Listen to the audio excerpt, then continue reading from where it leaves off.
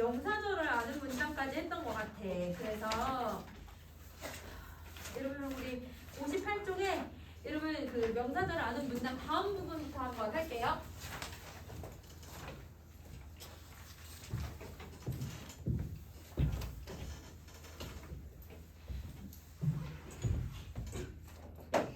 자, 하자.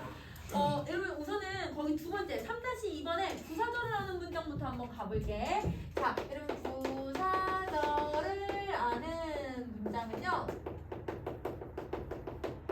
여러분 주어, 서술어의 형태가 있을 때 얘는 부사절을 아는 문장은 부사어의 역할을 하게 돼요. 그래서 여러분 거기에 여러분 하나의 문장이 안긴 문장으로 전체 문장에서 부사어의 역할을 하고 있다라고 정리를 해주면 돼요. 부사어의 역할을 한다. 부사어 역할을 해요. 자, 이 부사어를 역할을 하는 수 있게 도와주는 애가 누구냐면 부사형 어미를 붙여요. 여러분 우리 부사형 어미 선생님이 암기하라고 했을 때 얘들아 요거 4개 있어. 개, 도로, 와서, 어서. 그렇지. 그래서 개, 도로, 와서, 어서. 요렇게 4개 구분할 거야. 근데 이것만 가지고도 만들 수 있는 게 아니고 하나 더 있어요. 누굴 가지고 만드냐면 부사, 파생, 전미사를 가지고도 만들 수 있어요. 자, 부사, 파생, 전미사 누가 있냐면 이걸 가지고도 만들 수 있어. 동 2가지야. 그래서 개, 도로, 가서, 어서, 이렇게 5가지로 여러분 우리 이제 부사절을 만들 수 있다. 자, 그럼 우리 부사절 한번 정리 한번 해보자. 자, 여러분 거기 예시를 보면 그는 배꼽이 빠지게 웃었다 라고 하면 여러분 여기서 주어가 지금 누구 있어요?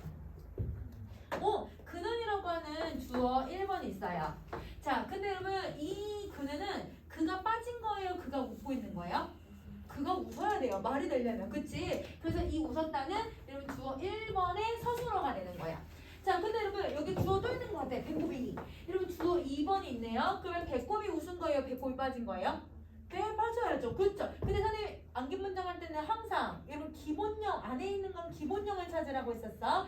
여러분 빠지다라고 하는 기본형을 만들었을 때 다라는 어미 대신에 여러분 누구가 들어가요?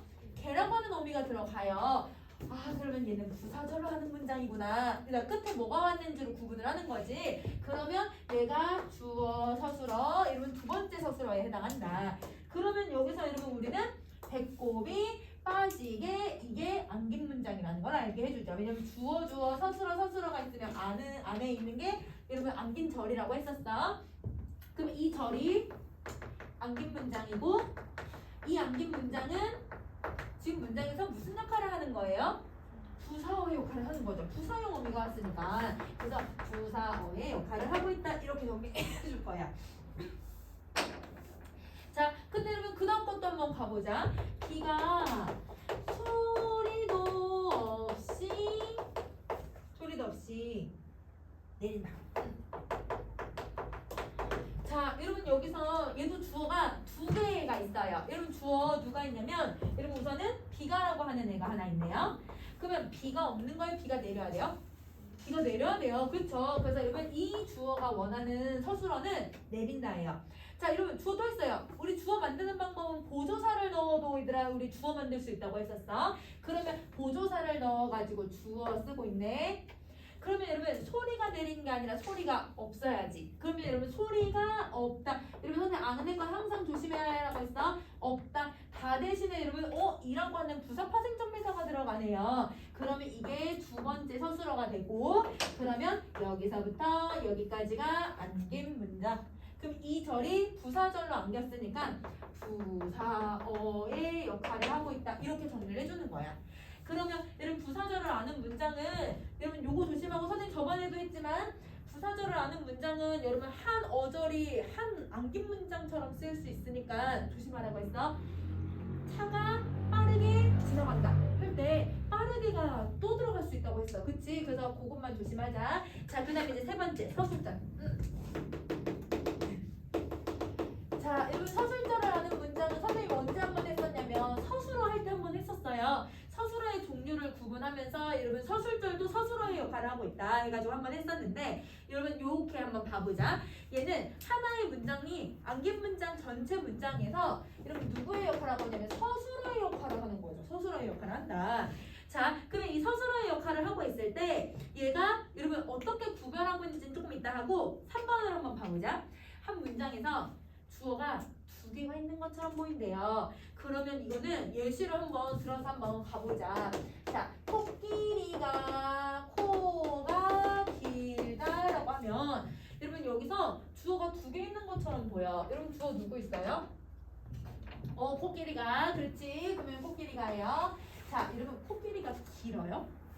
코끼리 몸 자체가 긴 게 아니죠. 이 문장은 코끼리가 가지고 있는 이 코가 유독 길다 이런 의미를 가지고 있는 거잖아.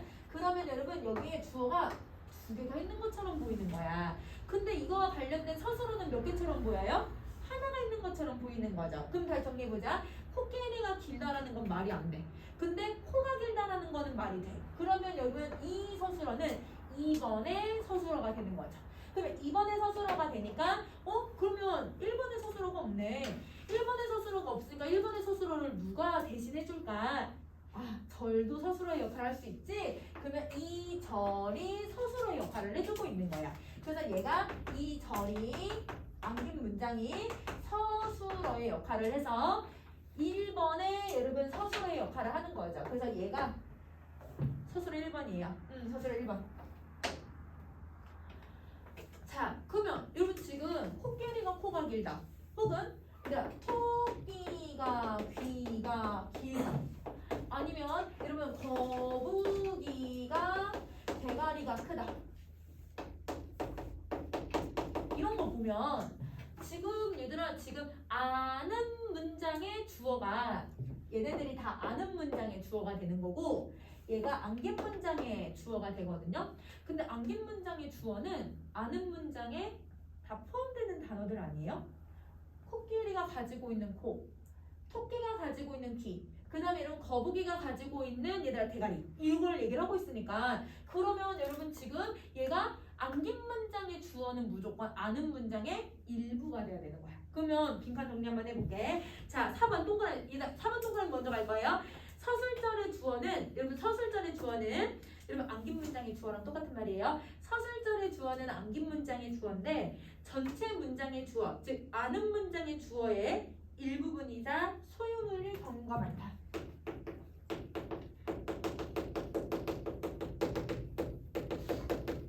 일부분이거나 소유물인 경우가 많다. 그러니까 여러분 코끼리 몸 전체의 일부, 여러분 거북이 몸 전체의 머리 뭐 이런 식으로 나타내고 있으니까 이렇게 여러분 두 가지로 구분을 해주면 될 것 같아.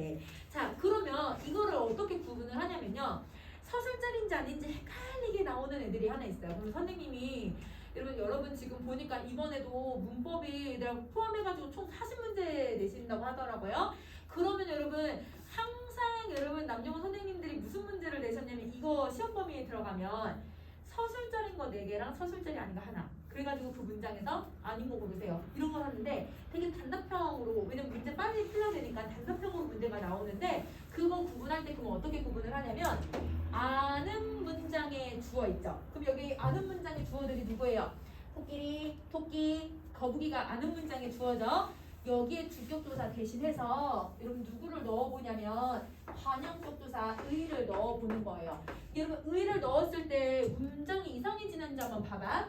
코끼리의 코가 길다. 이상해지니? 이거 쓸 수 있지. 토끼의 귀가 길다. 괜찮죠? 여러분 거북이의 머리가 크다. 이렇게도 괜찮죠? 그러면 여러분 이렇게 의를 넣었을 때 말이 되면 서술절이에요. 근데 의를 넣었는데 말이 안 되잖아요? 그러면 이건 서술절이 안 돼요. 그러면 여러분 거기 2번에다가 여러분 그러면 어떻게 써주면 되는 거야? 동그라미 2번에 전체 문장의 주어의 주격조사 대신에 관형격조사 의를 넣는다.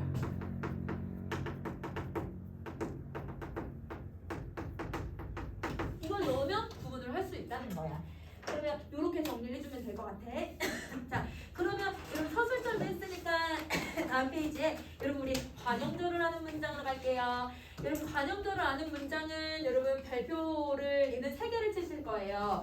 시험에 수능에서든 여러분 학교 문제에서든 제일 많이 나오는 문제 유형이에요. 그래서 관형절을 아는 문장은 꼭 기억을 해줄 거야. 관형절을 아는 문장은 문장에서 관형어의 역할을 해요. 그러면 이 관형어의 역할을 하고 있기 때문에 무조건 여러분 암긴 문장 뒤에는 무조건 체온이 와야 된다. 관형어의 역할을 하니까 이 절 뒤에는 무조건 체온이 온다. 자, 그럼 동그라미 1번 당연히 관형어의 역할을 해요. 관형어의 역할을 하고요. 자, 그 다음 두 번째, 여러분 얘는 여러분 관형 사용 어미를 붙일 거예요. 우리 관형 사용 어미 선생님 꼭 암기하라고 했죠? 4개. 그치. 던 4개. 은, 4개. 자, 그 다음에 여러분 4번을 한번 가세요.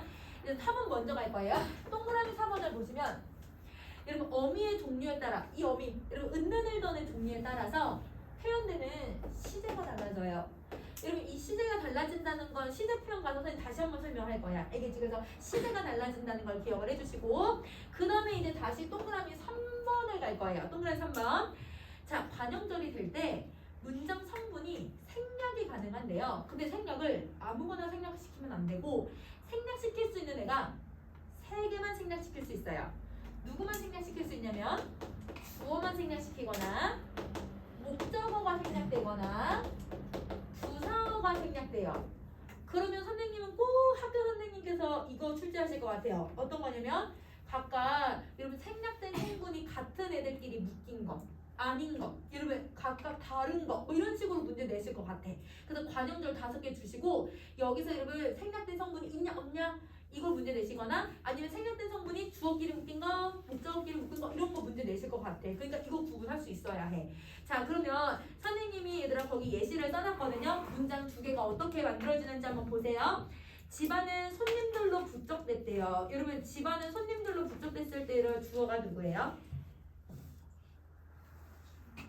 근데 난 선생님이 문장 성분은 띄어쓰기마다 하나씩 골라야 된다고 했는데 안은 이제 안은 여러분 집은 안을 꾸며주는 관형어의 역할을 하고 있어 지금. 그래서 여러분 안은이 주어고 여러분 북적댔다가 서술어가 되는 거야. 그럼 주어 서술어가 몇 개? 1개. 그러면 관문장, 혼문장. 그래서 여러분 지금 혼문장 하나랑 그 다음에 다시 하세요. 손님들이 찾아오다 하면 여러분 찾아오다의 주어가 손님들이죠. 그러면 손님들이 찾아오다니까 주어 서술어 혼문장이에요. 혼문장이 겹쳐져서 여러분 겹문장을 만들 건데 그러면 여러분 손님이라고 하는 단어가 똑같이 들어가니까 생략을 시켜버리는 거야. 그래서 어떻게 하냐면 집안은 원래 있었던 문장이야. 여러분 손님들로 북적였다. 여러분 원래 아는 문장 하나의 혼문장이었잖아요. 그 사이에 지금 누가 들어가냐면 여러분 여기 손님들 찾아오. 이게 암긴 문장. 이게 암긴 문장. 그러면 이 암긴 문장에서는 누가 찾아왔니? 라고 했을 때 손님들이 이게 지금 생략이 됐다는 거지. 그래서 여러분 주어가 생략된 형태를 띠고 있는 거다. 이렇게 생각을 해주면 돼. 자, 그럼 두 번째도 여러분 영희가 내게 감동을 주다라는 혼문장, 친구들과 영화를 보다라는 혼문장이 결합을 해서 이때 친구들과 본 영화는 내게 큰 감동을 주다라고 해서 여러분 암긴 문장이 친구들과 본이 암긴 문장이에요. 그럼 여기에 얘들아 영화를이라고 하는 목적어가 생략됐으니까 여러분 목적어가 생략될 수 있구나.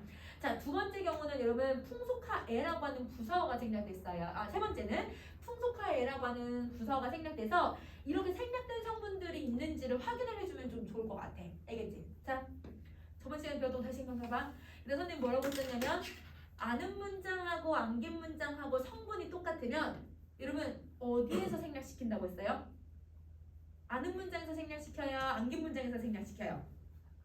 무조건 암긴 문장에서 생략시켜야 돼요. 여러분 암긴 문장에서 생략이 된다. 자, 그러면 여러분 요렇게 생략된 성분이 있으면 여러분 요거를 이제 우리 거기 아래 5번의 종류를 한번 나눠보자. 자, 여러분 5번 여러분 우리 관형절은 종류가 2가지가 있는데요. 어떻게 나누냐면 동격 관형절 하고요. 그 다음에 관계 관형절로 구분을 해요. 2가지예요. 여러분 동격 관형절, 관계 관형절. 선생님이 예시를 먼저 쓸 거야. 예시를 가지고서 얘가 왜 동격이고 얘가 왜 여러분 관계 관형절인지 한번 찾아보자. 나는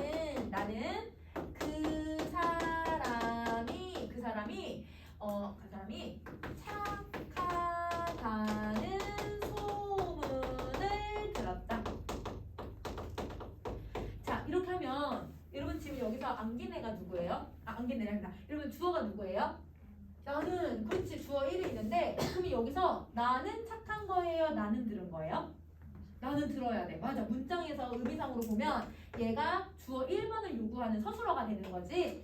근데 그럼 주어도 하나 더 있어. 주어 누구 있어요? 사람이. 그치. 그래, 얘는 꾸며주는 거니까 사람이 이게 주어고 이 주어는 여러분 그 사람이 얘들아 들은 거야. 사람이 착하다는 거야.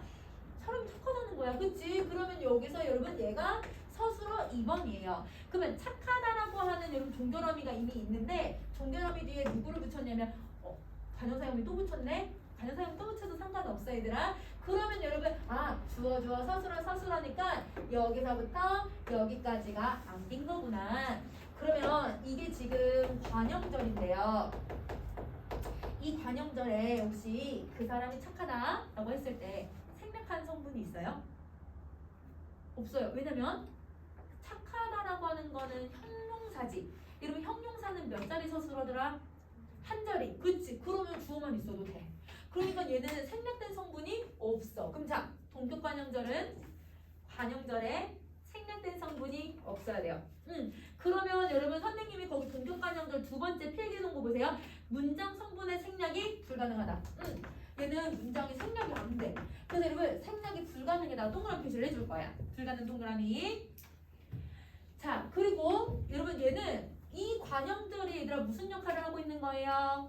관형어 역할을 하죠. 이 관형어가 누구를 꾸며줘요?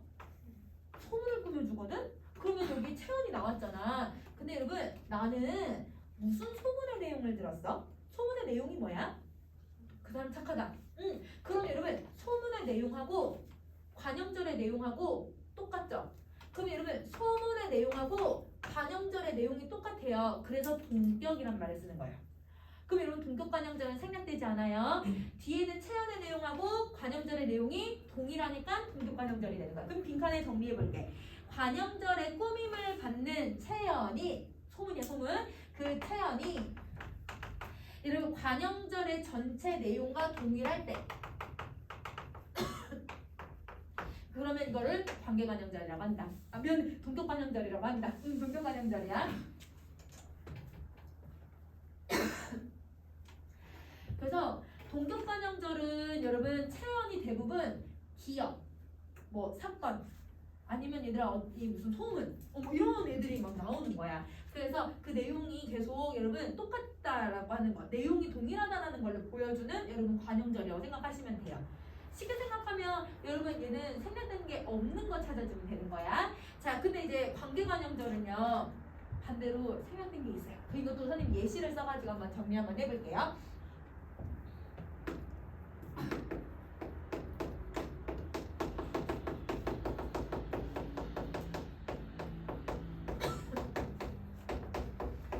자, 여러분 여기서 주어를 한번 찾아보자. 여러분 여기 주어가 누구 있어요? 동생이. 그렇지. 그럼 여러분 동생이 샀어요? 동생이 먹었어요? 동생이 먹었어요. 문장에서 보면. 그쵸? 동생이 먹은 거예요.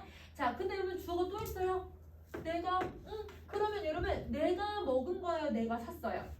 내가 샀죠? 그러면 사다라고 하는 거에 대신에 여러분 니은이 왔으니까 요게 여러분 2번 서술어고 주어 서술어가 오면 여기 서술어에서 무조건 끝나야 돼 얘들아. 안긴 문장이야. 그러면 이 안긴 문장에서 얘가 관형절이야. 그러면 내가 샀대. 내가 뭘 사야 되더라? 빵을. 그럼 여러분 여기 지금 빵을이라고 해서 목적어가 어떻게 됐어요? 생략이 되고 있죠. 여러분 관계관형절은 생략돼요. 그럼 아까 여러분 생략되는 성분이 세 가지 있다고 했어. 그럼 관계관형절은 주어나 목적어나 부사어만 생략될 수 있는 거네. 그래서 여러분 얘는 무조건 생략된 성분이 있다. 그래서 여러분 거기 생략된 성분 무조건 생략이 가능하다. 그래서 여러분 생략 가능에다 동그랗게 표시해 주시고 생략이 가능해요. 그러면 이 관형절은 지금 여러분 누구를 꾸며주는 역할을 하고 있는 거예요? 빵이라고 하는 애를 꾸며줘요. 내가 산 빵이에요. 빵을 꾸며줘요. 근데 여러분 아까 생략된 애가 누구였어? 빵이 생략됐었지. 빵을 여러분 꾸며주는 체언하고 생략된 체언하고 똑같아서 관계관형절이야. 여러분 관계관형절은 자기가 꾸며주는 여러분 이 체언하고요. 그리고 생략된 성분의 체언만이 아니라 성분이 똑같은 게 아니야.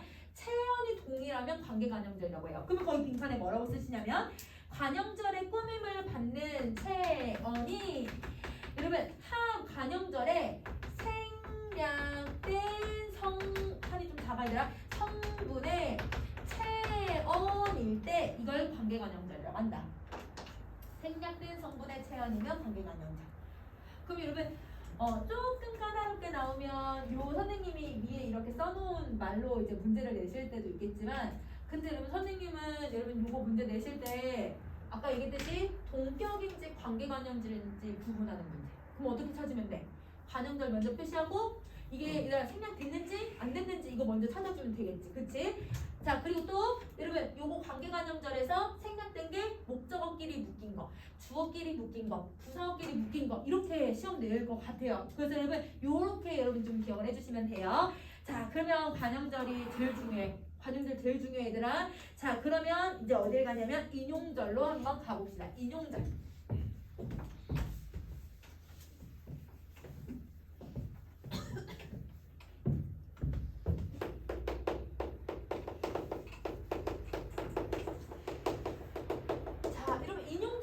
문장을 한번 봐볼게요. 여러분 인용절을 아는 문장은 여러분 문장 안에서 이 절이 누구의 역할을 하고 있냐면 부사어의 역할을 해야 돼요. 그래서 얘는 부사어의 역할을 한다. 근데 왜 부사어의 역할을 하고 있을까? 부사어의 역할을 하는 이유는 얘는 조사를 붙이는데요. 조사 라고와 고라고 하는 조사를 붙여요. 이번에 라고와 고를 붙이는데 그 뒤에 얘들아 밑줄 하나만 그어줘. 여러분 이 조사를 인용격 조사라고 말해요. 인용격 조사 밑줄자. 인용격 조사. 그다음 격조사래. 격조사. 여러분 격조사가 나오면 우리 어떻게 하기로 했어? 문장 성분 만들 수 있다고 얘기를 했었지. 그러면 여기에 누가 지금 생략이 됐냐면 원래는 인용 부사격 조사예요. 인용 부사격 조사. 그러면 여러분 부사격 조사는 당연히 문장 성분 뭘 만들어야 돼? 부사어 만들어줘야 돼. 그래서 여러분 이 인용절이 부사어의 기능을 하고 있다. 이렇게 생각을 해주시면 돼요. 자, 그 다음 다시 갈게요. 자, 근데 간혹 여러분 두 번째예요. 간혹 하다, 동사 하다의 활용형인 하고가 나타나는 경우도 있어요. 하고. 그래서 여러분 요거는 여러분 학교 선생님이 학교 선생님 문 앞에 책에 설명된 내용에 이게 나왔었거든. 문 앞에 책이 아니지, 나 드릴북이지. 드릴북에 나온 내용을 보면요, 이 하고는 어떨 때만 쓴다고 했냐면 그게 얘들아 5번이야. 동그라미 5번이야. 동그라미 5번 빈칸 한번 먼저 해보자. 직접 인용절에서 남의 말을 그대로 흉내내는 경우에 이때 하고를 붙인다. 그래서 여러분 거기 보면 종소리가 댕댕하고 울렸다. 아니면 저 시냇물이 졸졸하고 이렇게 소리를 냈다. 이런 식으로 여러분 하고는 인용절을 드러낼 때 여러분 쓰는 경우가 있다. 그래서 이렇게 정리해 주시면 돼요. 자, 그럼 이제 동그라미 3번으로 한번 가보자. 여러분 얘는 종류가 두 가지가 있어요. 인용절을 직접 인용절이라고 하는 애가 있고, 그 사람이 말한 걸 그대로 가지고 올 거야. 그 다음에 그 사람이 말한 걸 내 말로 다시 풀어서 설명하고 있는 간접 인용절이 있어요. 그래서 직접 인용절, 간접 인용절로 구분을 한다. 그러면 여기서 여러분 우리 직접 인용절은 라고라고 하는 애를 붙여서 직접 인용절을 만들고요. 고라고 하는 애를 붙이면 여러분 누굴 만드냐면 여러분 간접 인용절을 만들 거예요. 그래서 여러분 라고는 직접, 고는 간접 이렇게 생각을 해줄 거야. 자, 그 다음에 여러분 4번을 가자. 여러분 사설격 조사가 오면 얘는 모습이 조금 달라져. 자, 얘들아 이렇게 한번 해볼게.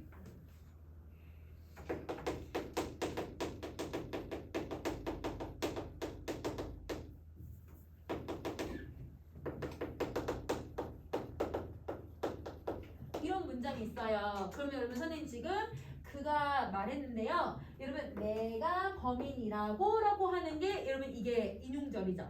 그러면 이게 선생님이 지금 따옴표 표시를 했으니까 이게 지금 직접 인용이거든요. 그 사람이 말한 걸 그대로 가지고 왔으니까 이거를 우리 간접 인용으로 한번 바꿔봅시다. 여러분 간접 인용으로 바꿀 때 그가 말했다라는 여러분 우리 아는 문장은 변하지 않아요. 그래서 그가 했다라고는 그대로 남겨두고 여러분 따옴표를 뺄 거예요. 따옴표를 빼면 여러분 이제 그 사람이 말한 걸로 얘기를 해야 되니까 그가 내가 다른 사람이 얘기하고 있는데 내가 범인이에요 라고 대시 얘기하지 않죠. 그럼 여러분 이 내를 대명사를 뭘로 바꿔야 될까요? 앞에 나왔어. 그가 나왔으니까 여러분 앞에 나온 말을 다시 나타낼 때 우리 쓰는 제기대명사를 써줘야 될 것 같아. 여러분 제기대명사 뭐 있어요? 자기가, 자신이. 그래서 여러분 자기가 범인 그 다음은 라고. 그렇지. 여러분 이거 알고 있어. 여러분 자기가 범인이라고 말을 했어요. 그러면 여러분 이제 친구들은 근데 여기 라고가 있는데 얘도 라고가 있어요 라고 해버리면 틀려요. 중앙여고 이거 시험에 이번에 얘들아 중간고사 나왔는데 애들이 정답률이 얘들아 30%밖에 안 됐대요. 여러분 근데 중앙여고는 진짜 어렵게 나오긴 했어. 왜냐면 선택지 하나가 얘들아 다 4줄씩 되어 있었거든. 그러니까 어렵게 나오긴 했는데 이거 틀렸어 애들이. 그럼 여러분 요거는 여러분 항상 따옴표가 없으면 간접인용절이면 간접인용절은 무조건 고만 쓰는 거야. 알겠지? 라고를 그대로 쓴 게 아니라 여기 있는 여러분 범인이다가 이라라고 바뀐 거라고 생각을 해주셔야 돼요. 그래서 여러분 얘는 절대 여러분 라고가 붙은 게 아니야. 간접인용절은 고만 붙일 수 있어. 그래서 여러분 얘는 이다가 이라로 바뀐 후에 그 뒤에 고라고 하는 간접인용절의 조사를 붙인 거다. 이렇게 정리를 해줄 거야. 그러면 여러분 거기에 얘들아 우리 동그라미 4번에 그럼 뭐라고 써주면 돼요? 서술격 조사 이다는 간접인용절에서 뭘로 바뀐다? 이라로 바뀐다. 그렇지? 이렇게 써주는 거야. 이라로 바뀐다. 옆에 여러분 선생님이 간접인용하고 이다 직접인용으로 바꾸는 거 있잖아요. 요거는 여러분이 숙제를 한번 해오세요. 그래서 선생님 어차피 이제 개인별 시간에 좀 넣어놓고 가서 얘는 조사, 시간 표현, 여러분 혹은 여러분 보조용언 이렇게 달라지는 것들 잘 구분해주면 좋을 것 같아. 자, 다음 페이지로 가셔서 이제 이어진 문장 한번 가봅시다.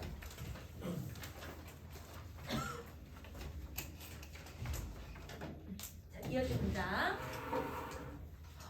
자, 여러분 이어진 문장은 시험에 낼 수 있는 건 하나밖에 없어요.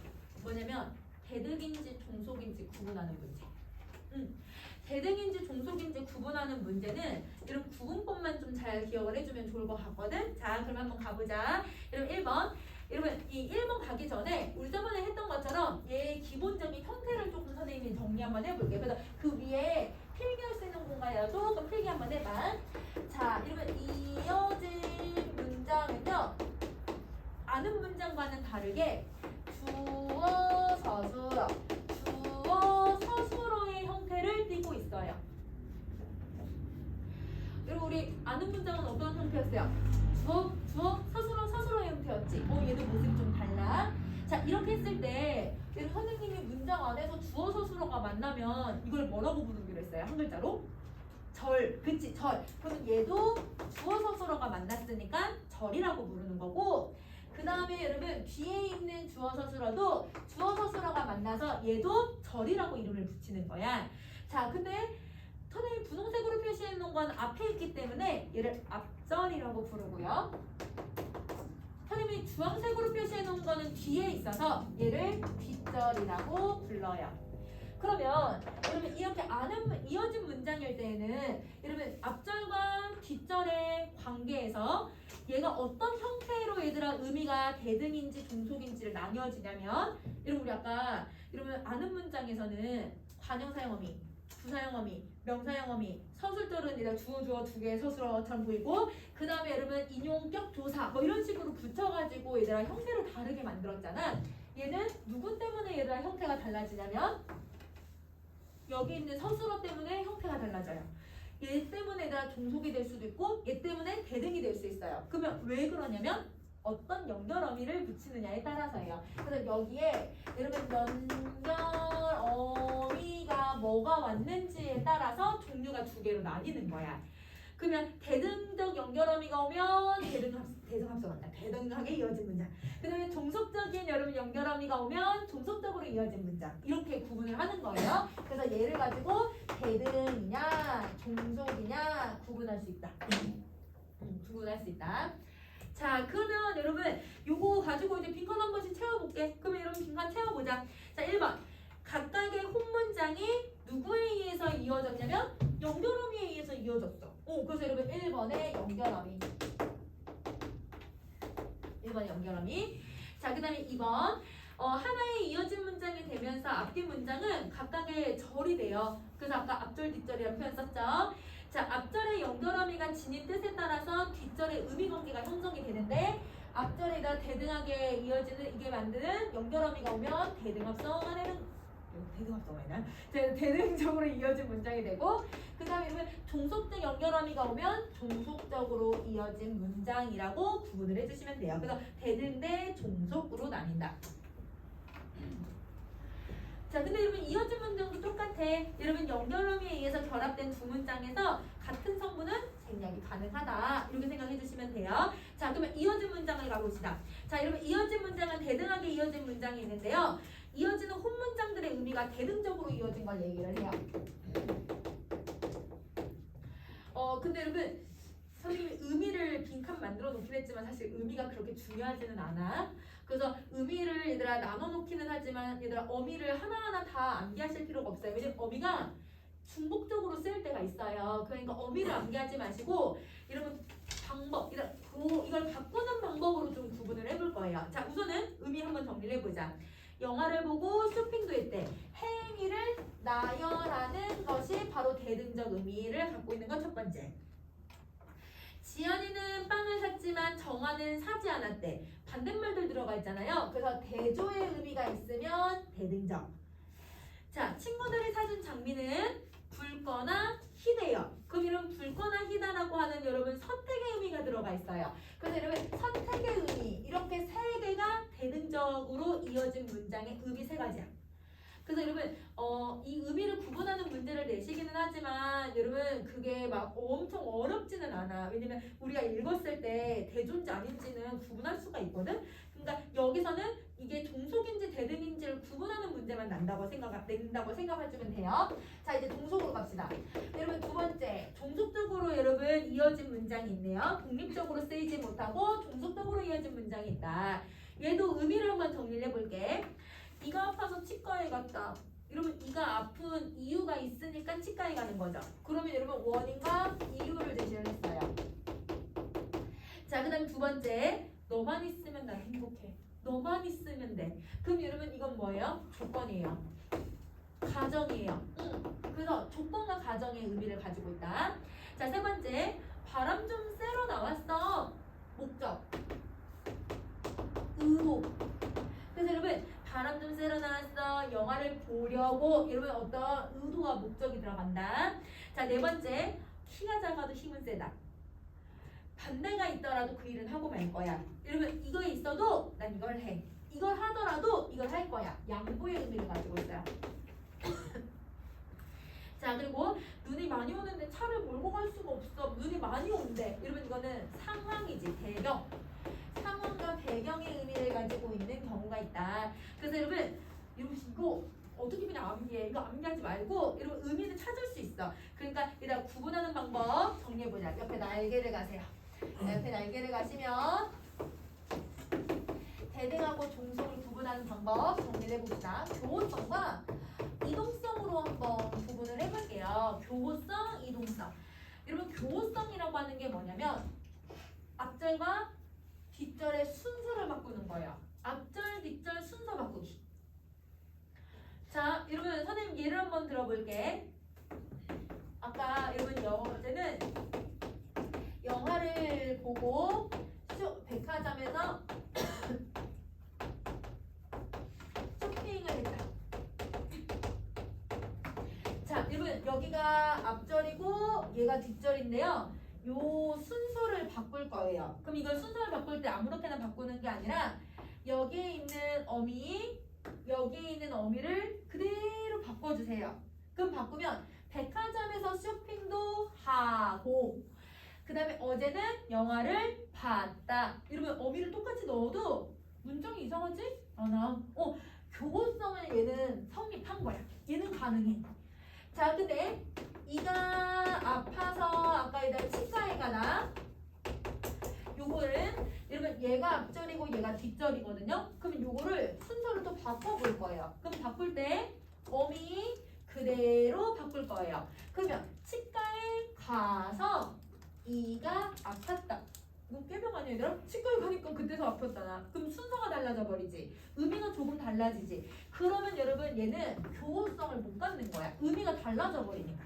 그래서 여러분 교호성은 여러분 대등은 의미가 변하지 않아요. 근데 종속은 의미가 변해요. 그래서 여러분 순서를 바꿔주시면 돼요. 이게 있고 이동성이라고 하는 거는 여러분 여기 앞절이 있잖아. 그러면 이 앞절을 여러분 뒷절 사이에다가 넣어버리는 거예요. 뒷절 사이에다가.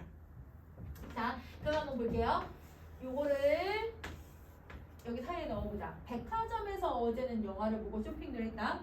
뭐 부를 수 있어. 근데 여러분 여기 사이에 또 넣어볼게. 어제는 백화점에서 쇼핑도 어제는 영화를 보고 했다. 이러면 이렇게 안 되죠.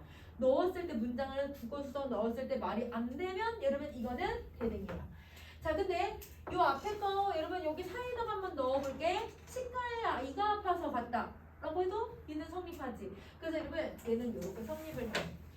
근데 여러분 이 이동성은 학교 선생님께서도 얘기를 하셨지만 얘가 여러분 저 대조의 의미를 가지고 있을 때 대등적 연결 어미는 여러분 이런 경우는 여러분 이동성이 일부 허용이 돼요. 일부. 그러면 그런 단어가 나오면 헷갈리잖아. 그러니까 웬만하면 교호성으로 얘들아 달라지고 있는지를 찾아주시면 좋을 것 같아요. 알겠죠? 자, 그러면 이어진 문장도 정리를 했어요. 자, 그러면 여러분 우리 61쪽 분결 표현은 저번 시간에 했고 그 다음에 여러분 63쪽에 부정 표현으로 한번 가보자.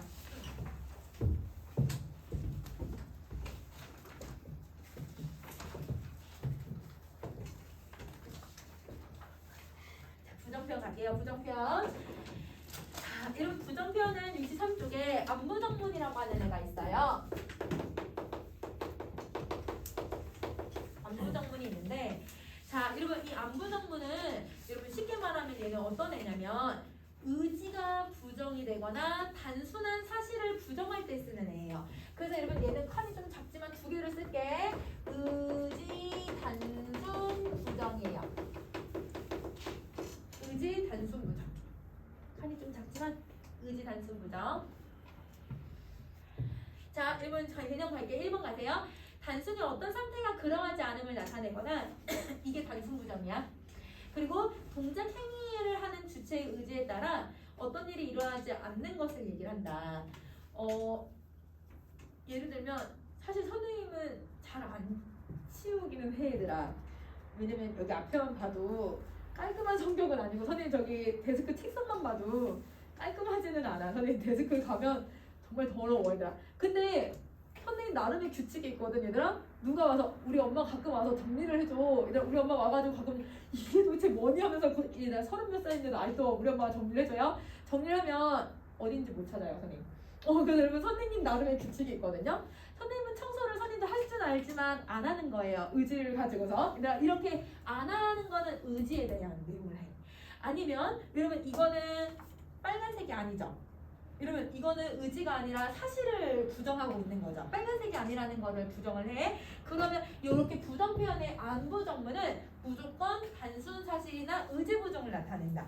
그러면 다시 가볼게. 이걸 어떻게 만드는지 가보자. 자, 실험 방법 첫 번째. 안과 아니를 넣고 용 어간을 넣어요. 요거 넣어봐. 안과 아니 어간. 근데 여러분 이 안과 아니는 어떤 애냐면 여러분 실험 방법에 넣어주면 돼. 얘는 부정부사예요. 부정부사. 우리 품사 했었죠. 그래서 여러분 부정부사에 해당하고 그러면 얘들 안 먹다, 안 놀다, 안 뛰다, 안 걷다, 안 잔다 이런 식으로 쓸 거라서 그러면 얘는 대부분 부정 표현이 상대적으로 조금 짧아요. 그래서 얘는 빈칸이 없지만 짧은 부정문에 해당한다. 이렇게 해당해요. 짧은 부정문이에요. 자, 그 다음에 두 번째 방법을 갈게. 얘들아 두 번째는 누가 있냐면 여러분 여기 어간이 나왔어요. 어간 나오고 반대로 어간이 앞에 나와요. 그 다음에 뭐뭐 하지? 뭐뭐 하지? 아니하다나 아니하다를 줄이면 않다라고 쓸 수 있어. 그래서 먹지 아니하다. 뛰지 않다. 놀지 않는다. 뭐 이런 식으로 쓰는 거지. 그러면 얘 같은 경우는 여러분 지금 어떤 형태가 들어가냐면 여러분 요거 무슨 어미예요? 먹지, 뛰지, 놀지. 얘는 보조적 연결어미. 그래서 여러분 연결어미인데 대등하고 동속이 아니라 얘는 보조적 연결어미를 넣고 그다음 우리 보조적 연결어미가 오면 뒤에 본용언이나 혹은 보조용언이 오잖아. 그러면 이때 아니하다 않다가 보조용언, 부정의 보조용언. 그러면 이 경우는 여러분 중간에 띄어쓰기를 해줘야 돼요. 먹지, 뛰고, 않다 이런 식으로. 상대적으로 여러분 저 짧은 부정문보다는 문장이 조금 길어요. 그래서 얘를 긴 부정문이라고 표현을 하는 거예요. 그래서 안부정문은 짧은 부정문하고 긴 부정문이 있다. 요거 하나랑 자 그 다음에 또 하나 더 있어 얘들아. 어떤 애가 있냐면 우리 여러분 보어 중에 보어를 만들려면 보어를 필요로 하는 여러분 서술어 2개 있지 않았어요? 보어를 필요로 하는 서술어 누구누구? 대단이다. 그치 대단이다. 그때 아니다가 오고 앞에 보어가 와가지고 부정을 해버리는 거야. 내가 학생이 아니다. 여러분 이 경우는 무슨 의미로 써요? 단순 부정의 의미로만 쓰이는 거지. 그래서 이렇게 되는 거고 그러면 얘는 누구를 부정을 하고 있는 거냐면 자 아까 봐봐. 내가 학생이다. 여러분 지금 무슨 조사를 붙인 거예요? 서술격 조사를 붙였어. 서술격 조사가 왔을 때 부정해주는 게 내가 학생이 아니다라고 하는 보어를 필요한 저 아니다예요. 얘가 얘의 부정 표현이에요. 그래서 여러분 이 부정 표현은 서술격 조사를 부정할 때 쓰는 방식이다라고 생각을 해주면 돼. 3번은 서술격 조사를 부정해요. 자, 그러면 여러분 이제 3번으로 갈게요. 3번. 여러분 체연에다가 하다를 붙이는 경우가 있어요. 그럼 예를 들어 보면 공부하다, 정지하다 이런 식으로 결합을 시키는 거지. 자, 이때 공부하다에다가 이 동사가 서술어로 쓰이게 되면 그러면 여러분 이걸 부정할 때는 어떻게 부정을 해야 되냐면 공부, 뛰고, 안, 뛰고 하나를 써야 돼. 이렇게 부정할 거야. 그래서 여러분 공부라는 건 체험이잖아요. 그러니까 여러분 체험 플러스 안 플러스 하다의 형태를 띠고 있다. 체험 플러스 안 플러스 하다의 의미를 갖고 있다. 이렇게 정렬해주자. 체험 플러스 안 플러스 하다야. 자, 그 다음에 여러분 4번 가세요. 서술어가 합성어거나 파생어이면 대체로 짧은 부정문보다는 긴 부정문이 더 잘 어울려요. 그래서 보면 선생님이 강백호 답다라고 하는 파생어를 넣었는데 그 파생어 얘들아 너는 강백호답지 않다. 긴 부정문은 좀 자연스럽게 쓰여. 근데 너는 안 강백호답다. 이러면 짧은 부정문은 조금 쓰기 어렵지. 그래서 여러분 파생어하고 합성어일 때는 긴 부정문을 보편적으로 많이 쓴다라고 생각해 주시면 돼요. 자, 그리고 여러분 이 부정 표현은 명령하고 청유문에 쓸 수 없어요.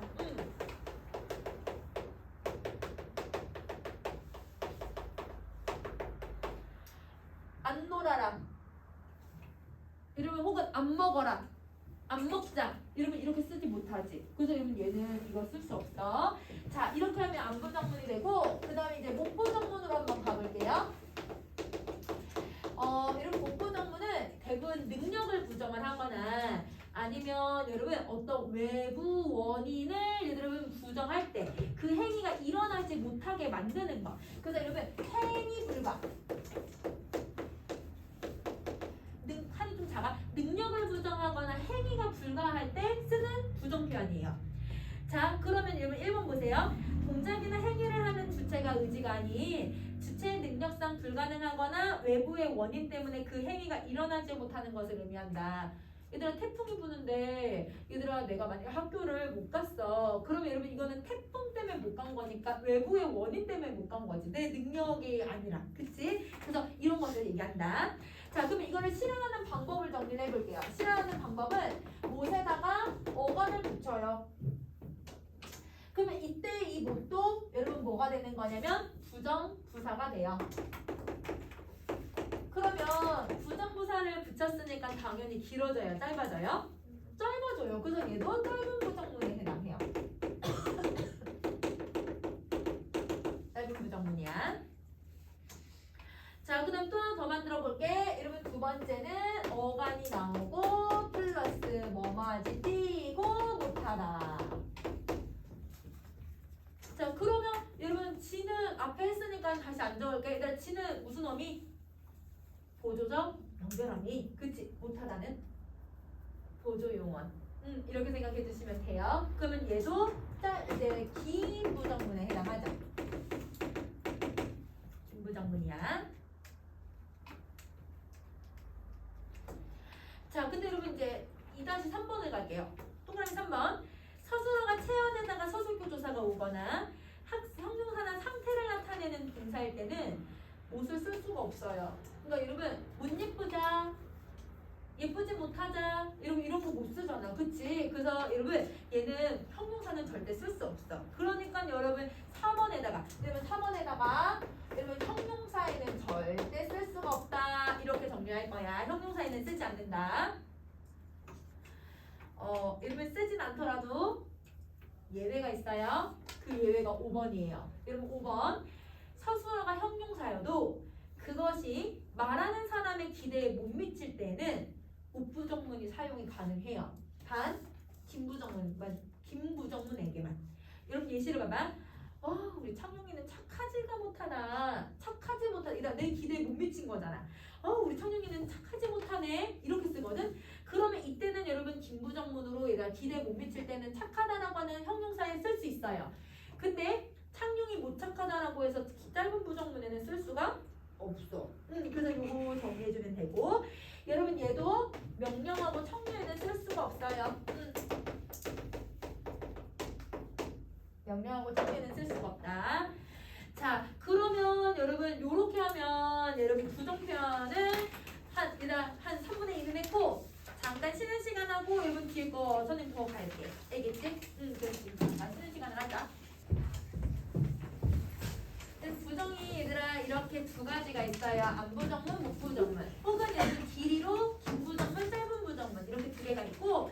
근데 여러분 우리 아까 이 두 개 모두 다 무슨 문장에는 못 썼냐면 명령하고 청유에는 못 쓰잖아요. 이 명령과 청유에만 쓸 수 있는 부정표현이 하나 더 있어요. 그게 여러분 다음 페이지에 있는 64쪽에 있는 여러분 누구를 얘기하냐면 말다 부정문이에요. 말다 부정문. 자, 여러분 말다 부정문 같은 경우는 뭘 하는 애냐면 금지의 의미를 가지고 있어요. 하지 말아라 라고 하는 의미를 갖고 있는 애야. 그래서 얘는 무조건 누구에만 쓰이냐면 명령과 청유에만 사용한다. 그래서 1번에 명령, 청유라고 적어주시고 어떻게 실현이 되냐면요. 어간이 나와요. 그리고 나서 뭐하지? 말다라고 하는 방식을 쓸 거예요. 그럼 여러분 이제 명령문이니까 여러분 이 다 대신에 명령형 종결어미를 넣어줄 거고 여러분 여기에 이제 청유문일 때는 다 대신에 뭐뭐 하지 말자라고 해서 청유형 종결어미를 넣을 거야. 그래서 종결어미가 달라진다고 생각해주면 되죠. 자, 그러면 여러분 이렇게만 얘는 정리하고 그 다음에 여러분 부정표현의 중의문 우리 중의문은 시험 범위에서 빠졌어요. 그쵸? 그래서 여러분 중의문은 안 하고 넘어갈게요. 자, 그럼 높임 표현으로 갑시다.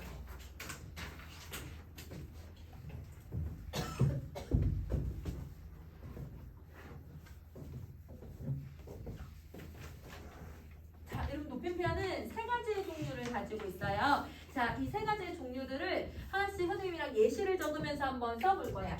자, 우선은 첫 번째 주체 높임법이라고 하는 애가 있는데 얘는 문장에서 누구를 높이냐면 주어를 높이는 방식이에요. 자, 여러분 이 주어를 높이는 방식은 주어가 누군지에 따라서 종류를 두 가지로 구분을 하거든요. 그래서 그 종류를 선생님이랑 이렇게 표로 나눠서 한번 정리를 해볼게요. 거기 표 아마 있을 거야. 그치? 자, 우선은 여러분 첫 번째 직접 높임이라고 하는 애가 하나 있고요. 주체 높임에서는 간접 높임이라고 하는 애도 있어요. 자, 그러면 여러분 이때 주어가 누구냐? 높임의 대상이 주어가 돼야 되는데 이때 주어는 직접 높임일 때는 높일 사람이 주어가 돼야 돼요. 할머니, 할아버지, 엄마, 아빠, 고모, 선생님 이렇게 높여야 되는 사람들이 바로 여러분 직접 주어가 오면 직접 높임이 되고 여러분 이 간접 높임의 대상은 주어인데 얘도 주어인데 이때 이 주어는 높일 사람의 신체 높일 사람이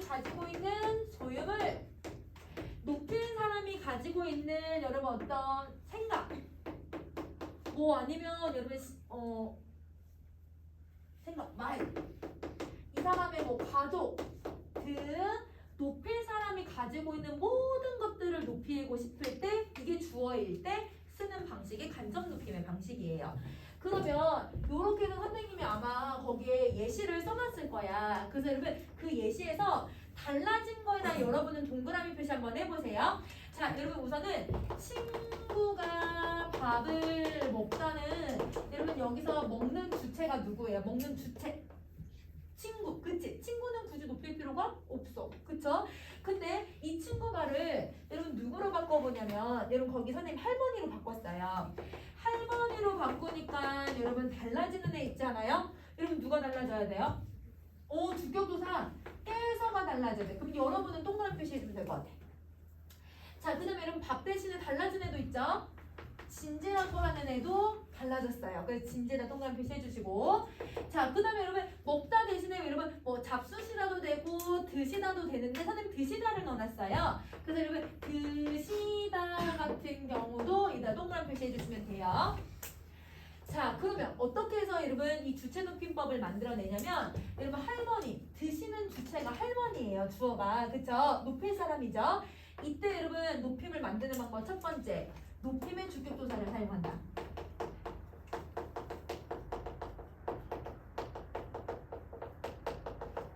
그래서 여러분 거기 문법 요소에 높임의 주격조사 깨서라고 써주시고, 그 다음에 여러분 두 번째 뭘 사용하냐면 특수어휘를 사용하는데, 특수어휘는 종류를 두 개로 나눌 거예요. 지금 선생님이 예시에 특수어휘 진지라고 하는 명사, 여러분 특수어휘 중에서 명사인 특수어휘들이 있어. 이건 어디든 다 써.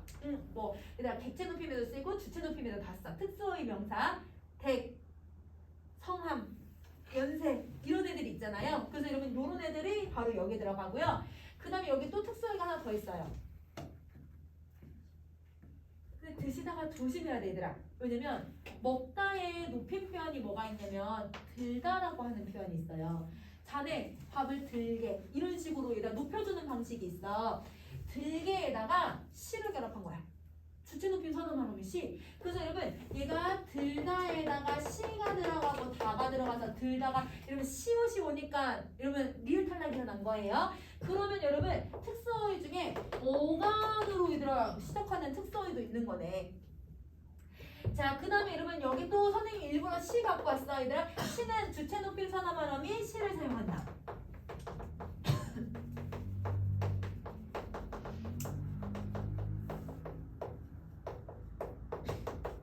그래서 여러분 이 직접 높임 같은 경우는 높임의 주격조사랑 특수어휘랑 여러분 선어말 어미를 가지고 만들어낸다. 이렇게 생각해 주시면 돼요. 자, 그러면 이번에는 간접 높임을 한번 가볼게요. 친구가 귀가 어둡다. 귀가 잘 안 들린다. 근데 여러분 여기서 어두운 게 친구예요? 아니면 귀가 어두워야 돼요? 귀, 주어가요. 여러분 얘가 주어예요. 근데 여러분 잡으세요. 주어 1, 주어 2. 근데 여기는 서술어는 하나밖에 없어 보이고 이 서술어는 2번의 서술어네. 여러분 이거 무슨 절이에요? 서술절로 남겼어요. 맞아요. 대부분 간접 높임은 서술절로 나타나는 경우가 많아요. 그래서 여러분 이거 좀 조심해주면 좀 같이 연결해주면 좋을 것 같고, 그러면 여러분 사실 어두운 거의 주어가 귀야. 귀를 굳이 높일 필요가 있어요? 없어요? 없어요. 귀를 높일 필요가 없잖아요. 여러분 그쵸? 근데 이 문장을 만약에 할아버지로 한번 바꿔볼게요. 그러면 여러분 할아버지 한 다음에 달라진 애가 있을 거야. 누가 달라졌어요? 그래서 여러분 귀는 굳이 높일 필요가 없죠. 그 다음에 여러분 또 달라진 게 있어요. 어두, 우, 시, 다. 이렇게 쓰네. 그러면 여러분 사실 여기서도 마찬가지 할아버지가 어두운 게 아니죠. 할아버지는 귀가 어두울 뿐이에요. 그쵸? 그러면 이 할아버지의 귀 누가 가지고 있어? 이 귀. 이 주어 누가 갖고 있어? 할아버지가 갖고 있지. 근데 귀는 높일 필요가 있다 없다?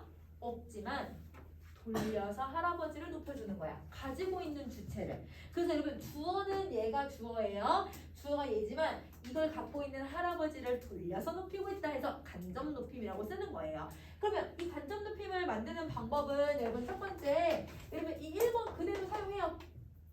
이거 1번 그대로 사용해요.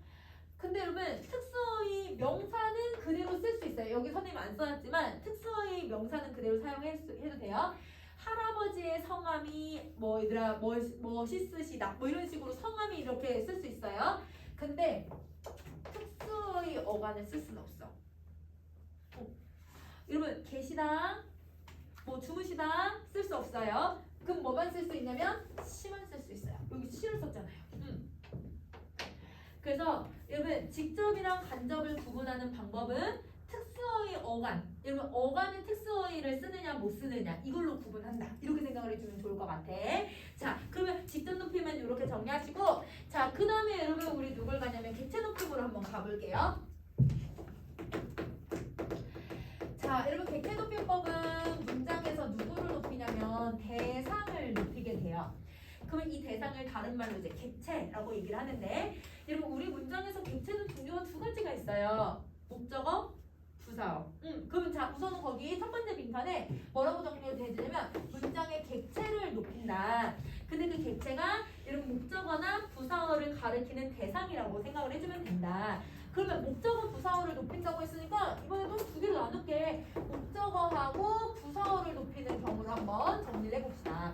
자, 여러분 여기도 동그라미 표시 한번 해볼게요. 여러분 첫 번째 목적어, 높임에 대해서 부사어라고 써주시고 달라진 것만 동그라미 표시해보자. 여러분 친구가 목적어인데 이 친구를 아버지를이라고 선생님이 바꿔놓으니까 달라진 애가 딱 하나 있어요. 딱 하나. 데리고를 모시고로 바꿨어요. 그러면 여러분 데리고를 모시고로 바꾼 거 이거 하나밖에 없어. 그러면 여러분 모시다는 여러분 뭐예요?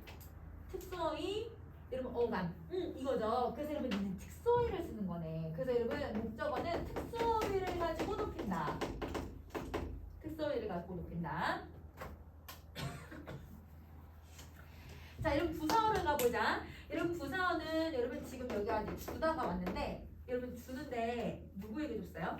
맨 처음에 나는 동생에게 줬어요. 맞아요. 나는 동생에게 줬는데 동생에게 줄 때는 여러분 굳이 높일 필요가 없어요. 근데 이거를 여러분 지금 누구로 바꿔볼 거냐면 할머니로 바꿀 거예요. 여러분 할머니로 바꾸니까 달라진 게 하나 있네. 누구의 동그라미 표시할 거야? 깨. 그러면 할머니께라고 하는 애를 가지고서 높임 표현 만들 수 있고 또 하나 더. 들이다. 그렇지. 이렇게 바뀔 거예요. 그러면 여러분 얘는 특수어만 사용하네요. 자, 그 다음 두 번째 높임의 부사격 조사를 사용해요.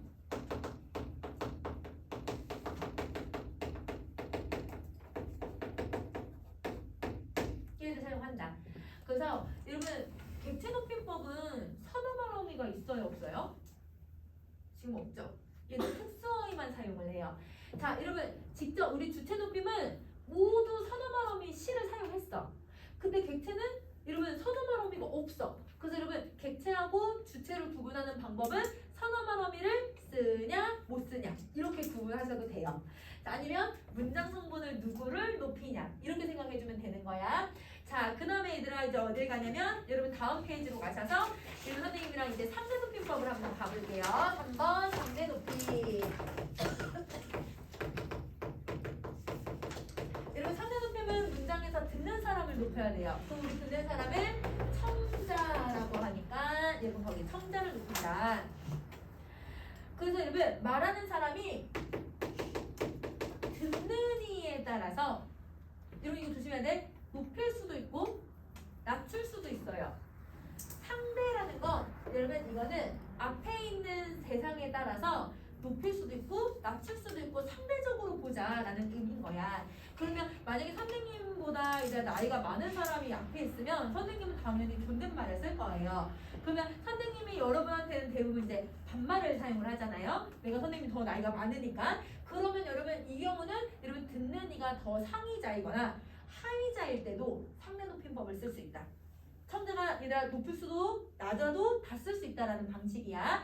자, 자, 그러면 여러분 2번 종류를 가는데 이 종류 옆에다가 뭐라고 정리해 주시냐면 여러분 상대높임법은 종결 어미를 통해서 실현이 돼요. 그래서 여러분 그걸 써주셔야 돼요. 여러분 종류 옆에다가 종결 어미로 상대높임법이 실현이 된다. 여러분 주체 높임은 선언한 어미나 조사를 가지고 실현을 했잖아요. 근데 여러분 객체 높임법은 특수어휘를 가지고 실현을 했는데 얘는 종결 어미를 갖고 실현을 할 거야. 자, 종류 6가지 있어요. 여러분 그 6가지를 쭉 선생님 정리할 건데 일단 2줄씩 쓸 건데 칸이 좀 작아. 그래서 여러분 조금 맞춰서 써줘. 자, 여러분 첫 번째 하십시오체. 여러분 이 하십시오체는요 아주 높이는 방식이에요. 그래서 여러분 첫 번째 칸이 좀 작아. 첫 번째 칸에다가 하십시오체 아주 높이 이렇게 쓸게요. 자, 여러분 여기에 종결음이 또 동그란 표시할 거야. 여러분 암기하는 방법 알려줄게. 일단 이 표 다 암기하지 마시고요. 원리를 좀 이해하세요. 자, 여러분 여기에 비읍십시오라고 하는 방식이 쓰여요. 그래서 여러분 평서법에 종결어미를 찾으세요. 가십니다의 종결어미가 누구예요? 비읍니다요. 맞아요. 비읍니다 동그란 표시하시고 의문문의 종결어미가 누구예요? 비읍니까예요. 자, 여러분 명령형의 종결어미가 누구예요? 비읍시오예요. 여러분 이게 하십시오처럼 똑같네. 그치? 자, 그 다음에 여러분 청유형은요?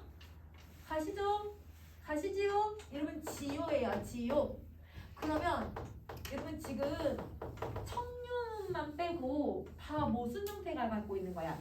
비읍니, 비읍시, 비읍니 이런 형태가 들어가 있지.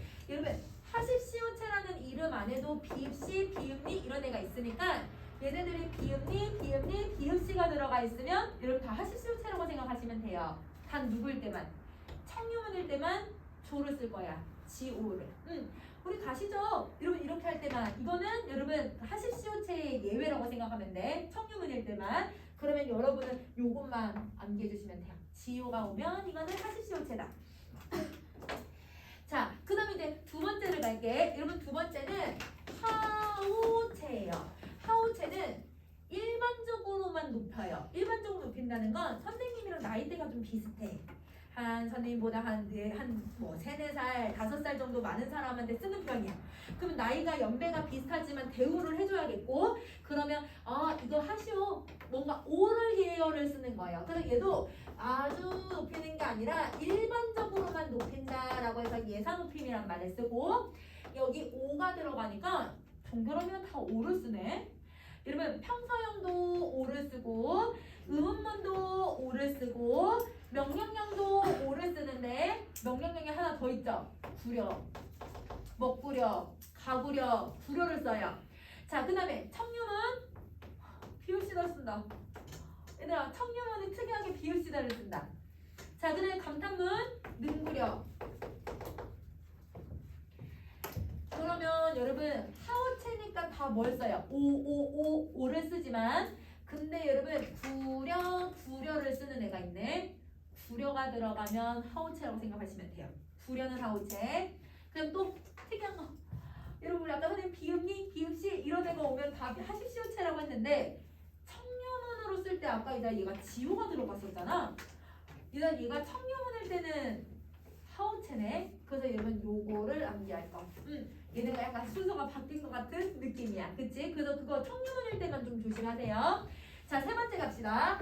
세 번째는 하계체인데요. 하계체는 나랑 연배가 비슷하지만 여러분 나보다 조금 나이가 어리지만 대우해주고 싶을 때 써요. 그리고 대부분 장인어른이 사위한테 쓰는 편이요. 자네 먹게 대우해주는 거죠. 그러면 여러분 이게 예사 낮춤이에요. 그러면 이 예사 낮춤에서도 여러분 우리 종결어미 한번 찾아보자. 여러분 평서형에서는 내세 미음새다. 미음새 네 미음새. 자, 여러분 의문문 는가 가나 나. 자, 그 다음에 여러분 명령형 가게 청유형 가세. 여러분 감탄문 능구먼. 그러면 여러분 얘는 하계체잖아요. 하계체에 얘들아 누가 들어가냐면 어웨이가 지금 들어가죠. 그러니까 다 어웨이 계열을 쓰네. 어웨이, 개, 새, 다 얘들아 어웨이 계열을 써. 그치? 근데 예외적으로 누구만? 의문문일 때만 는과 나를 써. 의문문일 때. 그러면 이걸 좀 기억하고 또 여러분 능구먼이라고 하는 감탄문을 쓰네요. 그래서 여러분 구려가 들어가면 하오체의 감탄문, 그 다음에 능구먼이 들어가면 여러분 이건 하계체의 여러분 감탄문 이렇게 나눠주시면 돼요. 알겠죠? 자, 그 다음에 이제 헤라체를 가자. 헤라체는 완전 낮춰버리는 방식이야. 아주 낮추는 방식인데 여러분 이렇게 생각하시면 돼요. 여러분은 꼭 낮춤말은 정말 잘 찾아요. 왜냐면 이게 높임인지 아닌지를 얘들아 딱 봐도 이건 낮추는 말인 거 바로 찾을 수 있잖아. 그래서 여러분 낮춤말이 나왔는데 거기 낮춤말에다가 얘는 여러분 종결음이를 암기하는 게 아니고 요를 한번 붙여보세요. 낮춤말일 때 요를 붙여봐. 그럼 봐봐. 간다요, 갔냐요, 가니요, 가거라요, 가렴요, 가자요, 가는구나요. 여러분 요를 붙일 수 있어요? 얘는 요를 붙일 수가 없어요. 요를 붙였을 때 요를 붙일 수 없는 애는 아주 낮춤체에서 얘들아 헤라체라고 생각하면 돼. 여러분 낮춤말인데 요를 붙일 수 없어. 그러면 헤라체야. 근데 반대로 여러분 해요체가 있어요. 해요체는 두루두루두루두루 높일 수 있다고 해서 얘를 두루높임이라고 해요. 자, 여러분 이 두루높임체인 해요체는 여러분 요를 다 빼보세요. 지금 종결음의 요를 다 빼보세요. 나 지금 집에 가. 지금 집에 가. 집에 지금 가. 명령. 지금 우리 가세. 집에 가세. 여러분 가오 집에 가세. 이렇게 얘들아 이렇게 쓸 수 있어요. 그러면 얘는 요를 빼도 말이 성립되죠. 여러분 요를 빼도 말이 성립하면 해요체야. 요를 뺐는데 얘들아 성립하면 여러분 이건 돼요. 근데 여러분 자 청렴은 보세요. 여러분 여기 하시시오 청렴은 보세요. 지금 가시지. 여러분 가시지는 여러분 이거를 가지고서 청유문을 만들 수가 없어요. 그러면 여러분 요를 뺄 수가 없으니까 이거는 그냥 하나의 어미인 거야. 어미 하나의 어미야 이거는. 자, 그 다음에 다시 마지막 해체라고 하는 애가 있는데 해체는 두루두루두루 낮춰서 쓸 수 있는 방식이에요. 두루 낮춤이에요. 두루 낮춤. 자, 여러분 이 두루 낮춤에다가 요를 하나씩 붙여봐. 얘도 낮춤 표현이잖아. 낮춤 표현에 요를 한번 붙여볼 거야. 가요, 가지요, 가요, 가지요. 여러분 다 똑같아가지고 나 요 다 붙일 수 있어 얘들아. 억양만 좀 차이를 주면 될 뿐이야. 그러면 얘는 요를 붙여도 말이 성립되네. 그러면 여러분 요를 못 붙이면 헤라체, 요를 뺄 수 있으면 해요체, 요를 얘들아 붙일 수 있으면 여러분 해체라고 생각하시면 돼요. 그러면 뭐만 암기하시면 돼요? 여러분 하십시오, 하우체, 하계체만 얘들아 선생님 별표 표시해 놓은 것만 좀 멀리 이해한 다음에 얘들아 암기해주면 되지. 그러니까 얘들아 이거 별로 어렵지 않아. 그러니까 요거 좀 암기 좀 해 얘들아. 선생님 무조건 얘들아 이거 낼 것 같아. 하십시오체가 아닌 뭐 이런 식으로 내실 것 같으니까 기억을 해주자. 자, 그럼 여기서 조심해야 되는 거. 친구에서 문제가 나왔는데 애들이 이것도 틀렸어요. 그렇게 아니라고 얘들아 그렇게 기억하라고 얘기를 했는데도 애들이 틀려서 왔어요. 자, 여러분 요거 보세요. 이 요는 종결어미가 아니에요. 우리 언제 썼냐면 보조사 할 때 했었는데 높임의 보조사야. 얘들아 이거 어미 아니야. 얘는 높임의 얘들아 보조사예요. 그래서 여러분 종결어미 아니에요. 여러분 이거는 높임의 보조사를 쓰고 있다. 높임의 보조사.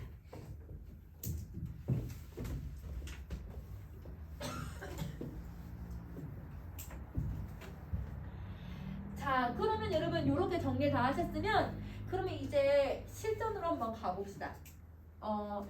여러분 선생님들께서 무슨 문제를 많이 내셨었냐면 이런 문제를 되게 많이 내셨어요. 근데 나중에 이제 직접 문제 때 넣어주긴 하겠지만 여러분 A가 혹은 뭐 깨서 막 이런 식으로 B에게 뭐 깨 이렇게 넣고 뭐 이라 C를 뭐 이런 식으로 해가지고 이렇게 문장을 만들어 준 다음에 여기에 무슨 높임이 들어가 있느냐 뭐 이런 문제를 내시는 거예요. 그래서 여러분 이거를 정확하게 높임의 종류를 다 구분할 수 있는지를 물어보시는 그런 문제 유형이 나오기도 했었고, 아니면 여러분 문장을 줬어. 근데 그 문장 안에는 주체하고 상대가 쓰였어. 똑같은 문장 고르라고 하는 걸 찾았어요. 그런 문제를 내시기도 해요. 그러면 문장 안에서 여러 가지의 높임이 동시에 쓰일 수 있거든요. 그거 찾을 수 있어야 돼요. 그러면 그거를 연습을 한번 해볼게요. 자, 여러분 높임을 찾는 방법은 첫 번째 1단계. 그러면 내가 높여야 되는 사람을 찾아. 높여야 되는 사람. 그래서 높일 사람을 찾은 다음에 동그라미 표시를 할 거야. 그 손에 아마 써놨을 거야. 그치? 그리고 나서 두 번째 단계는 이제 높임의 종류를 찾는 거예요. 동그라미 친 거 옆에, 앞에, 뒤에 얘들아 뭘 찾냐면 뒤에 오는 표지나 조사를 확인을 하는 거예요. 자, 우선 한번 가봅시다. 여러분 동그라미 뒤에 깨서가 왔어요. 얘는 무조건 문장 안에 주체 높임이 쓰였다는 거예요. 그러면 여러분은 주체 높임의 문법 요소만 빨리 찾아주면 되는 거예요. 자, 그 다음에 동그라미 뒤에 을과 를이라고 하는 목격적 조사가 왔어요. 그러면 여러분 무조건 앞에는 문장에서 객체로 쓰이고 있는 거예요. 높여야 되는 사람 뒤에 을을이 오면 높여야 되는 사람 뒤에 얘들아 깨가 왔잖아요. 그럼 얘도 문장에서 객체로 쓰이는 거예요. 자, 높여야 되는 사람 뒤에 여러분 누가 오냐면 호격조사가 와요. 여러분 호격조사가 오면 혹은 여러분 이름을 높이는 사람 아니더라도 얘들아 내가 낮추는 사람들 이름 뒤에 호격조사가 오잖아. 누굴 설정한 거야? 청자 설정했지. 그러니까 무조건 3대 높임 들어가.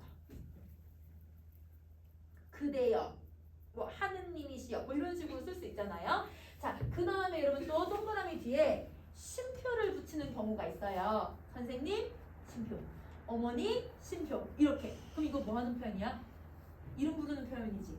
이름을 부른다는 건 청자를 설정하는 거니까 얘도 무조건 3대가 들어가야 돼. 그래서 여러분 뒤에 오는 여러분 그 문법 요소들이나 조사나 표지를 가지고 여러분 무슨 높임이 쓰였는지를 확인을 하는 거예요. 그리고 나서 주체가 쓰였다고 하면 주체를 나타내줄 수 있는 문법 요소를 찾아서 연결해주고 객체가 들어갔다고 하면 객체를 나타내주는 애를 찾아주시면 돼요. 그러면 선생님 예시를 한번 거기 예시를 한번 봐보자.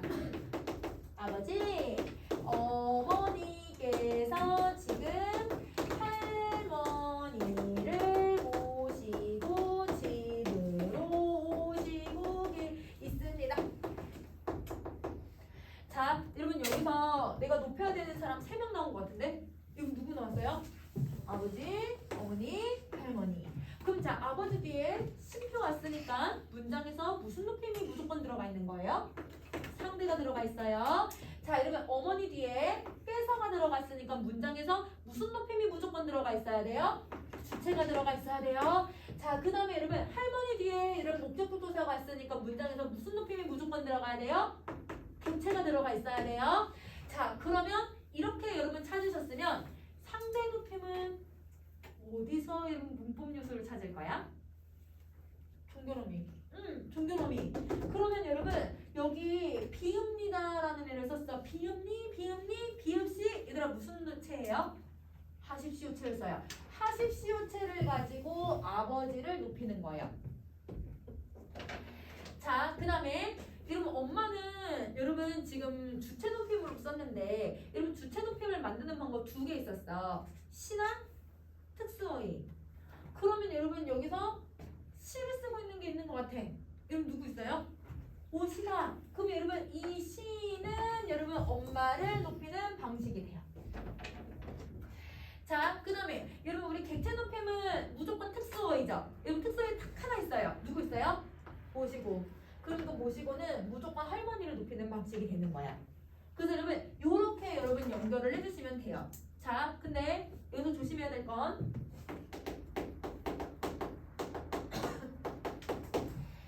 상대하고 주체가 똑같잖아. 응? 그럼 여러분 상대하고 주체가 똑같으면 여러분 주체를 생략하거나 상대를 무조건 생략을 시켜버려요. 그러면 여러분 상대 높임법하고 주체 높임법의 그 대상이 똑같으면 만약에 얘들아 어머니께서 뭐 이렇게 했다면 그러면 여러분 지금 주체하고 상대가 똑같으면 둘 중 하나는 생략을 시켜버리는 거예요. 그러면 그때는 좀 찾기가 어려워요. 그래서 항상 문법 요소도 찾을 수 있어야 되고 높임의 대상이 누군지도 찾아줘야 돼. 항상 여기 혹시 청자가 있을까? 아니면 주체가 누굴까? 생각을 해줘야 돼. 그래서 여러분 요거는 둘 중 하나 생략. 둘 중 하나를 생략 여기에 문장에 주체 높임법이 쓰였나 상대 높임이 쓰였나 이러면 그거를 항상 생각을 해주면 좋을 것 같아. 그러면 여러분 높임 표현 선생님 정리했어요. 자, 그러면 여러분 높임 표현 정리 다 하셨으면 여러분 이제 어딜 가냐면 여러분 67쪽에 시간 표현으로 한번 가봅시다. 시간 표현.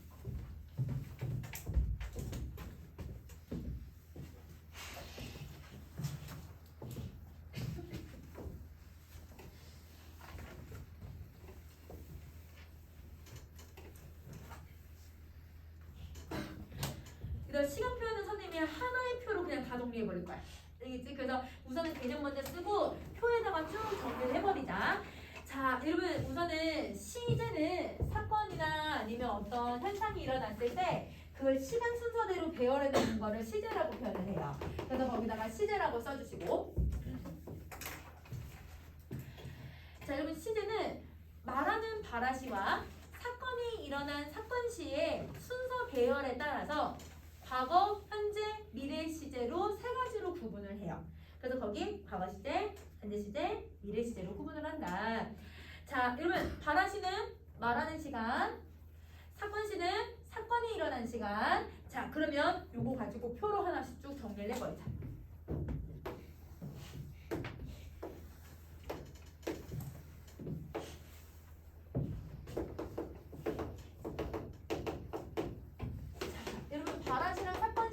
일단 동일선상에 놓았을 때 어디가 먼저 오는지를 이제 한번 찾아볼 거야. 자, 여러분 이렇게 시간선상이 있으면 여기서 여러분 사건이 먼저 일어나야 돼요.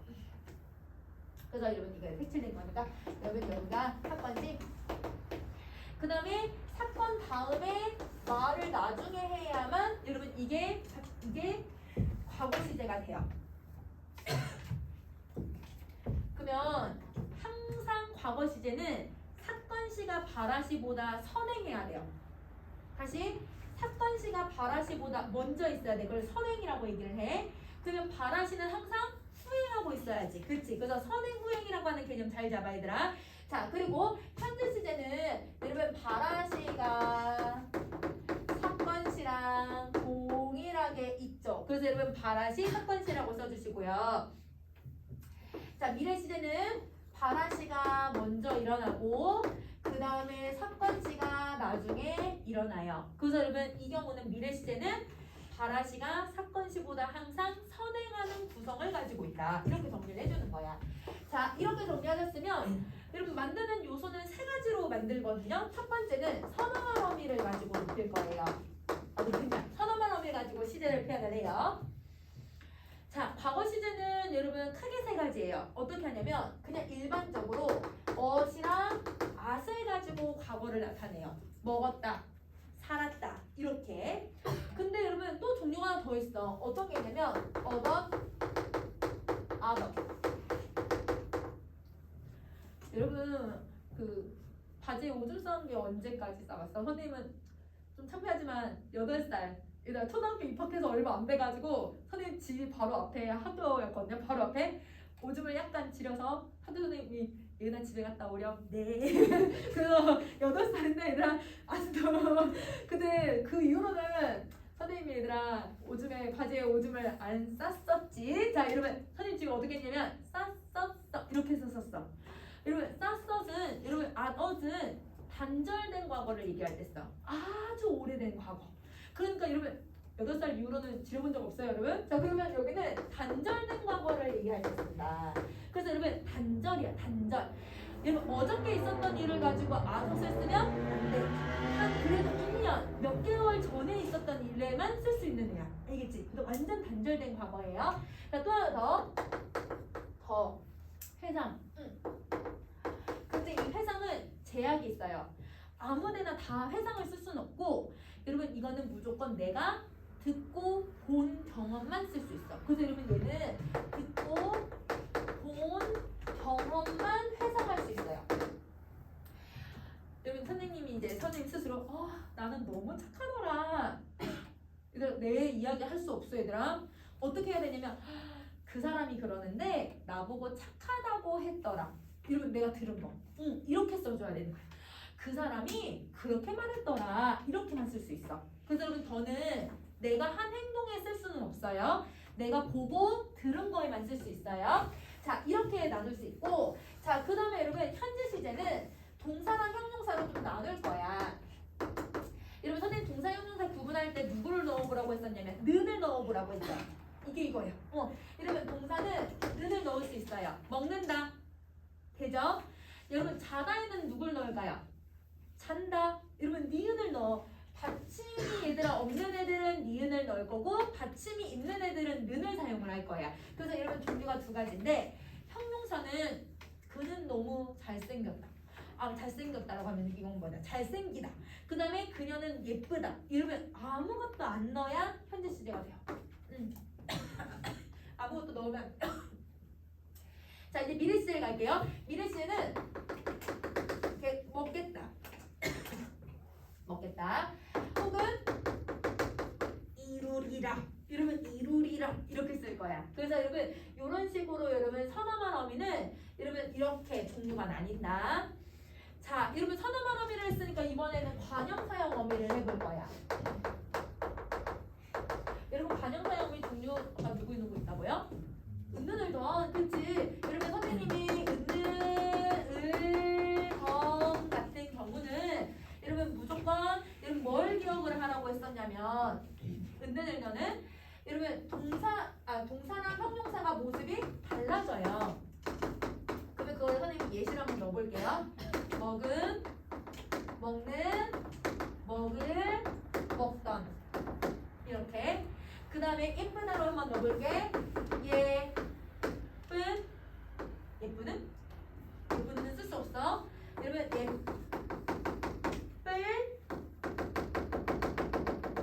예쁘던 이렇게 쓰거든요. 그럼 이제 여러분이 시제를 찾으세요. 시제를 찾을 거예요. 이렇게. 자, 똑같이 얘들아 얘도 동사, 형용사 나눌 거고 현재 시제도 동사, 형용사를 나눌 거야. 자, 여기에서 여러분 과거를 나타내주는 애가 동사는 두 개 있는 것 같아. 먹은 바, 먹던 바. 그래서 여러분 과거를 나타내주는 애가 먹은, 먹던을 여기다 써요. 그래서 여러분 은과 던이 과거 시제를 만들어요. 그럼 여러분 형용사는 누가 과거 시제를 만들까요? 이 중에서? 예쁘던, 그치? 던만 쓸 수 있는 거야. 그래서 얘는 던만 사용을 해요. 자, 이제 남은 거에서 여러분 현재 시제 한번 찾아봅시다. 여러분 여기서 먹는 밥, 먹을 밥. 먹는 밥을 써야지. 그치? 얘도 똑같이 또 는을 넣어주는 거야. 그럼 여러분 형용사에서 지금 현재를 나타내주는 게 누구예요? 예쁜, 그치? 예쁜 은을 넣어주네. 그래서 여러분 얘는 조금 차이점이 생겨. 동사, 형용사. 자, 이런 미래 시제 같은 경우는 이런 둘 다 을을 쓰고 있잖아. 그래서 여러분 얘는 을을 동시에 둘 다 쓴다. 자, 그러면 여러분 선생님이 이제 마지막 여러분 누가 있냐면 마지막은 시간부사를 사용을 해요.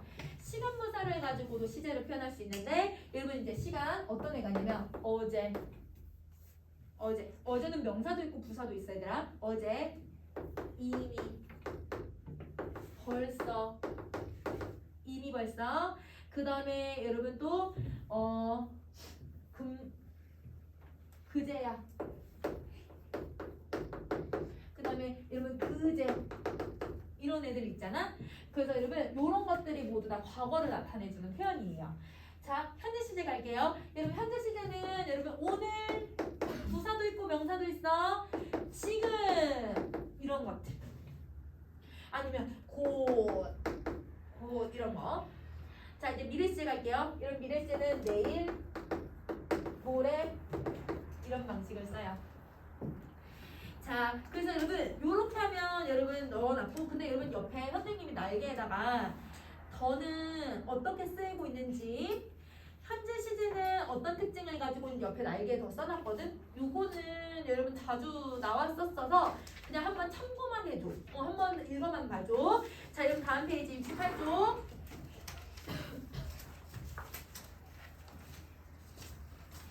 자, 여러분 68쪽에 여러분 개세 기능이 있죠. 개세 기능은 지금 여러분 그 드릴북에도 따로 이렇게 나와 있어가지고 요거는 여러분이 좀 암기하셔야 될 것 같아요.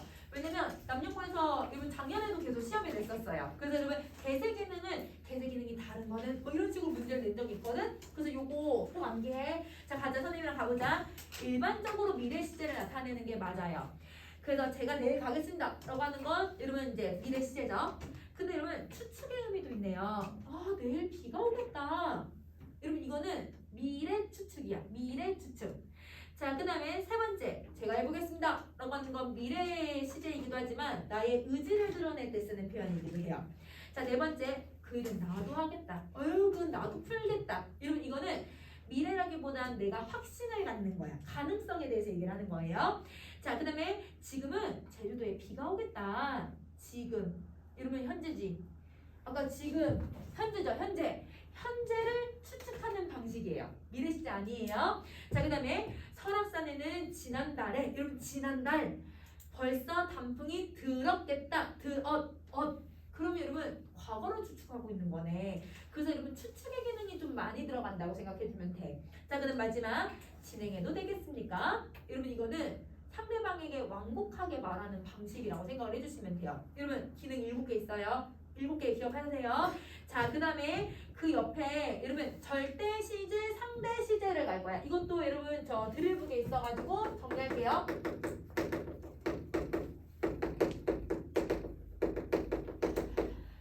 아까도 여러분 보시면 알겠지만 문장 안에서 여러분 분명 문장 안에서의 의미는 이게 과거를 의미하고 있는데 여러분 그 서자말 어미나 아니면 여러분 저 관형사형 어미가 내가 말하고자 하는 의도랑 다른 여러분 그 시제를 나타내주는 경우들이 있어요. 그러면 이게 과연 진짜 어떤 시제를 얘기하고 있는 걸까? 그거를 놔주는 기준이 절대 시제와 상대 시제라고 생각을 해주면 돼. 근데 이게 되게 헷갈린다 얘들아. 되게 헷갈려서 여러분 뭐라고 좀 생각을 해주시면 되냐면 절대 시제는 여러분 거기 선생님이 뭘 기준이라고 했냐면 바라시를 기준으로 하는 거라고 했어요. 바라시는 전체 문장을 고려해서 시제를 찾으세요. 뭘 고르라고? 전체 시제. 선생님 거기 종결형에서 찾는다고 했는데 이것도 헷갈려 하더라고. 그래서 헷갈려서 하니까 여러분 종결형에서 쓰지 말고 전체 문장의 의미. 여기에서 여러분 바라시를 찾고 여러분 전체 시제를 찾고 여러분 상대 시제는 사건이 일어난 시간이어서 그 사건이 일어나는 건 문장 전체에서 찾는 게 아니라 밑줄 쳐져 있는 서술어에 여러분 상대 시제만 찾을 거야. 그래서 얘는 밑줄 친 여러분 어절의 의미만 찾을 거예요. 밑줄 친 어절에만 의미를 찾을 거야. 자, 여러분 선생님 거기 예시에 나는 요리를